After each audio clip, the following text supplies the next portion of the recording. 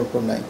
সুতরাং আপনি যে প্রশ্নটা করেছেন এটার আসলে কোনো, তিনি ভারতে আছেন, আমরা কি ফর্মালি জানতে চেয়েছি তিনি ভারতে আছেন কি কিসের ভিত্তিতে চিঠিটা দিলেন?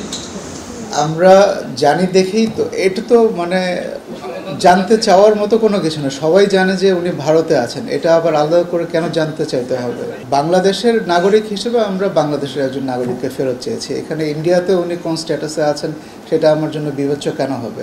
দ্বিতীয় জিনিস হচ্ছে তাগিদপত্রের ব্যাপারে আমাদের যে আগের বক্তব্য সেটার সাথে আমি প্রথম প্রশ্নটাকে সংযুক্ত করি, কতদিন উত্তর না দিয়ে পারবে বা কূটনৈতিক প্রক্রিয়া কি? আপনারা দীর্ঘদিন ধরে কূটনৈতিক বিট কাভার করছেন, কূটনৈতিক প্রক্রিয়ার অনেক ইন্টিগ্রেসিস আছে, তো এটার মধ্যে সব কিছুর মানে ব্ল্যাক অ্যান্ড হোয়াইট উত্তর হয় না।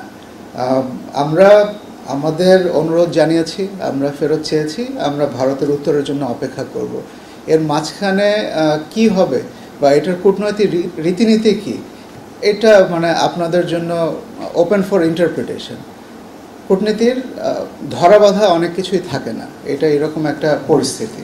আমরা এই মুহূর্তে ভারতের উত্তরের জন্য অপেক্ষা করছি। একটা পাসপোর্ট বাতিল করা হয় তখন এটা সংশ্লিষ্ট বাংলাদেশ মিশনের মাধ্যমে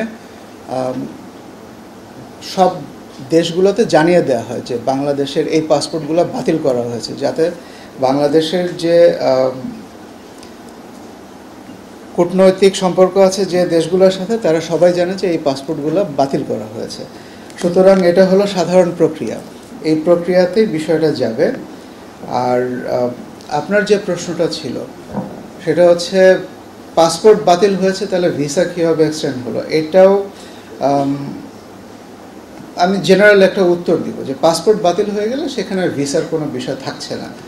এখন আপনারা যা জানেন আমরাও একটুকুই জানি, মিডিয়ার মাধ্যমে যতটুক আপনারা দেখেছেন আমরা ততটুকুই দেখেছি। আমাদের কাছে যেহেতু কোনো বাড়তি তথ্য নাই, এই কারণে কোনো রকমের কনজেকচার বা স্পেকুলেশন আমরা করব না।